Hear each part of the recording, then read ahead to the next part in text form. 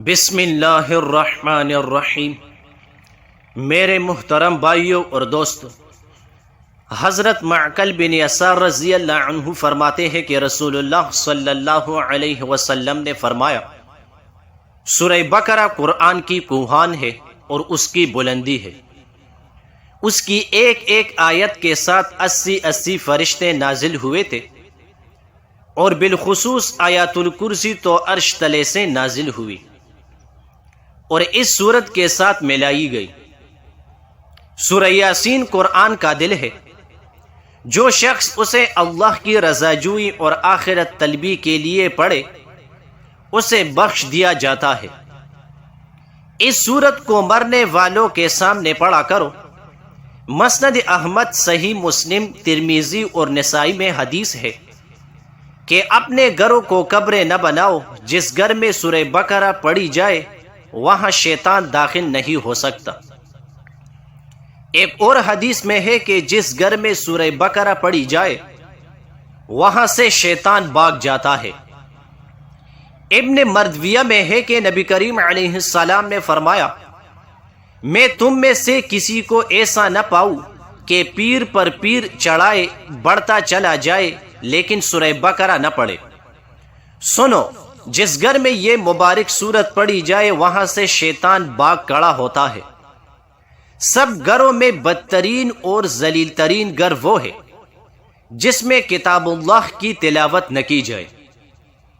مسند دارمی میں حضرت ابن مسعود رضی اللہ عنہ سے روایت ہے کہ جس گھر میں سورہ بقرہ پڑھی جائے اس گھر سے شیطان گوز مارتا ہوا بھاگ جاتا ہے۔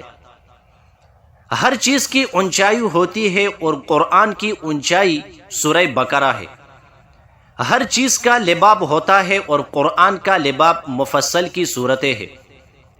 حضرت عبداللہ بن مسعود رضی اللہ عنہ کا فرمان ہے کہ جو شخص سورہ بقرہ کی 4 پہلی آیتیں اور آیات الکرسی اور 2 آیتیں اس کے بعد کی اور 3 آیتیں سب سے اخیر کی، یہ جملہ 10 آیتیں رات کے وقت پڑھ لے، اس گھر میں شیطان اس رات نہیں جا سکتا اور اس کے گھر والوں کو اسی دن شیطان یا کوئی اور بری چیز ستا نہیں سکتی۔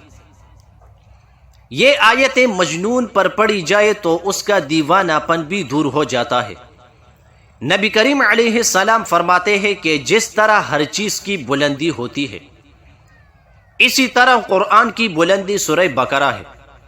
جو شخص رات کے وقت اسے اپنے گھر میں پڑھے 3 راتوں تک شیطان اس گھر میں داخل نہیں ہو سکتا، اور دن کو اگر گھر میں پڑھ لے تو 3 دن تک شیطان اس گھر میں قدم نہیں رکھ سکتا۔ طبرانی، ابن حبان، مردویہ، ترمذی، نسائی اور ابن ماجہ میں ہے کہ نبی کریم علیہ السلام نے ایک چھوٹا سا لشکر ایک جگہ بھیجا اور اس کی سرداری نبی کریم علیہ السلام نے انہیں دی، جس نے کہا تھا کہ مجھے سورہ بقرہ یاد ہے۔ اس وقت ایک شریف شخص نے کہا، میں بھی اسے یاد کر لیتا ہوں لیکن مجھے ڈر لگا کہ ایسا نہ ہو کہ میں اس پر عمل نہ کر سکوں۔ نبی کریم علیہ السلام نے فرمایا، قرآن سیکھو، قرآن کو پڑھو۔ جو شخص اسے سیکھتا ہے اور پھر اس پر عمل بھی کرتا ہے اس کی مثال ایسی ہے جیسے مشک سے بھرا ہوا برتن جس کی خوشبو ہر طرف مہک رہی ہے۔ اسے سیکھے ہوئے سو جانے والے کی مثال اس برتن کی طرح ہے جس میں مشک تو بھری ہوئی ہے لیکن اوپر سے منہ بند کر دیا گیا ہو۔ صحیح بخاری شریف میں ہے کہ ایک مرتبہ حضرت اسید بن حضیر رضی اللہ عنہ نے رات کو سورہ بقرہ کی تلاوت شروع کی۔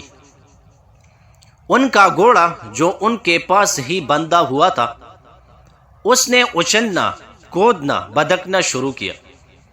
آپ نے قراءات چھوڑ دی، گھوڑا بھی سیدھا ہو گیا۔ آپ نے پھر پڑھنا شروع کیا تو گھوڑے نے پھر بدکنا شروع کیا۔ آپ نے پھر پڑھنا موقوف کیا، گھوڑا بھی ٹھیک ٹھاک ہو گیا۔ تیسری مرتبہ بھی یہی ہوا، چونکہ ان کے ساجزادے گھوڑے کے پاس ہی لیٹے ہوئے تھے۔ اس لیے ڈر معلوم ہو گیا کہ کہیں بچہ کو چھوٹ نہ آ جائے۔ قرآن کا پڑھنا بند کر کے اسے اٹھا لیا، آسمان کی طرف دیکھا کہ جانور کی بھدکنے کی کیا وجہ ہے۔ صبح نبی کریم علیہ السلام کی خدمت میں حاضر ہو کر واقعہ بیان کرنے لگے۔ آپ سنتے جاتے اور فرماتے جاتے ہیں، اسید پڑھتے چلے جاؤ۔ حضرت اسید نے کہا، حضور تیسری مرتبہ کے بعد تو یحییٰ کی وجہ سے پڑھنا میں نے بالکل بند کر دیا۔ اب جو نگاہ اٹھی تو دیکھتا ہوں کہ ایک نورانی چیز سایہ دار ابر بادل کی طرح ہے اور اس میں چراغوں کی طرح روشنی ہے۔ بس میرے دیکھتے ہی دیکھتے وہ اوپر کو اٹھ گئی۔ نبی کریم علیہ السلام نے فرمایا، آپ جانتے ہو کہ یہ کیا چیز ہے؟ یہ فرشتے تھے جو تمہاری آواز کو سن کر قریب آ گئے تھے۔ اگر تم پڑھنا موقوف نہ کرتے تو وہ صبح تک یوں ہی رہتے اور ہر شخص انہیں دیکھ لیتا، کسی سے نہ چھپتے۔ جزاک اللہ۔